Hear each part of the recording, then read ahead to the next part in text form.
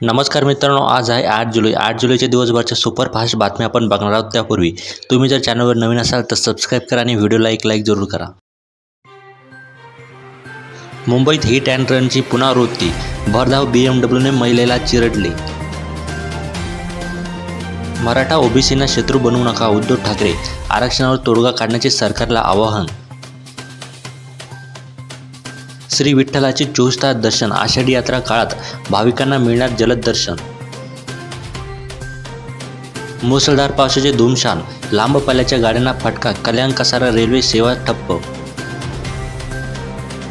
तुकोबारायांच्या पालखीभोवती मेंढ्यांचे रिंगण, धोत्राच्या पायघड्या घालून स्वागत. सरकारने मराठ्यांचा अंत पाहू नये, मनोज जरांगे पाटील यांचा इशारा. मराठा आरक्षण जनजागृती आणि शांतता रॅली.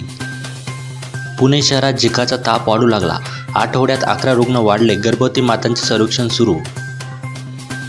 राज्यभरातील वृद्ध कलावंतांची मानधनासाठी अद्याप फरकट, जिल्हा परिषद पंचायत विभागाच्या योजना स्वीकारण्यास नकार. दूध दरवाढ आणि कांद्याला हमीभाव देण्याच्या मागणीसाठी जिल्हाधिकारी कार्यालयासमोर लंकेचा 3 दिवसांपासून ठिय्या. हजारो शेतकरी ट्रॅक्टरसह धडकले. महाराष्ट्र ते उत्तर केरळ किनारपट्टी लगत कमी दाबाचा पट्टा सक्रिय, मान्सूनचा जोर वाढणार. वाद संपवा, कामाला लागा. काँग्रेसचे प्रभारी रमेश चिन्नथला यांचे पदाधिकाऱ्यांना निर्देश. लोकसभेतील पराभवाला भाजप जबाबदार, फडणवीसांसमोर एकनाथ शिंदेंनी गणित मांडले. 3535 गावांमधील सुमारे 23.9 लाख लोक प्रभावित, मृतांचा आकडा 64 वर. आसाममधील परिस्थिती गंभीर. विधान परिषद सभापतीपदासाठी या आठवड्यात निवडणुकीची शक्यता. परिषदेतील वर्चस्व कायम राखण्यासाठी महायुतीची रणनीती. आव्हानांवर मात करीत महाराष्ट्र नंबर 1, परकीय गुंतवणूक वाढली. उदय सामंत. पत्रकारांनी कोणाला घाबरू नये, प्रभू चावला. भाजपच्या काही नेत्यांनी काँग्रेसला मतदान केले, सुशीलकुमार शिंदे यांचा गौप्यस्फोट. नीटमधील फसवणुकीच्या रॅकेटच्या म्होरक्या गंगाधरच नाव बदलून एजंटची दिशाभूल, विविध गुन्ह्यांत घेणार CBI ताब्यात. आरक्षणाची मर्यादा वाढवण्यासाठी विधिमंडळात ठराव घ्या, पाठिंबा देतो उद्धव ठाकरे. भाजपच्या माजी उपमहापौरांनी बांधले शिवबंधन. नद्यांनी ओलांडली धोक्याची पातळी. UP बिहारमध्ये मुसळधार पाऊस, पुढील काही दिवस 2 दिवस धो बरसणार.